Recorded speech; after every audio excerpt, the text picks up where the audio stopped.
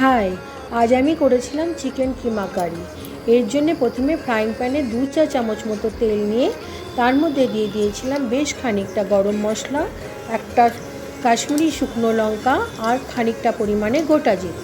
সব কিছু থেকে যখন স্মেল ছেড়ে দিয়েছিল তখন পাশে থেতো করে রাখা লঙ্কা, রসুন, আদা এটাও আমি তেলের মধ্যে মিশিয়ে দিয়েছিলাম।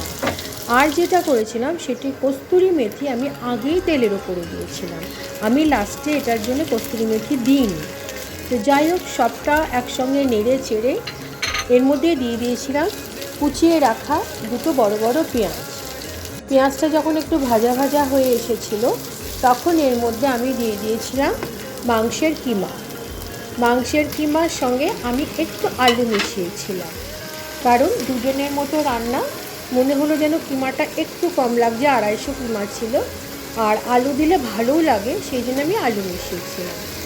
এবারে এর মধ্যে দিয়ে দিয়েছিলাম হলুদ গুঁড়ো, স্বাদ মতো লবণ, ধনে গুঁড়ো, জিরে গুঁড়ো, আর দিয়েছিলাম রোস্ট করে রাখা ধনে জিরের ডাস্ট। সব কিছু দিয়ে মশলা দিয়ে একসঙ্গে আমি বেশ খানিকক্ষণ কষিয়ে তারপরে এর মধ্যে মিশিয়েছিলাম লাল কাশ্মীরি লঙ্কা গুঁড়ো।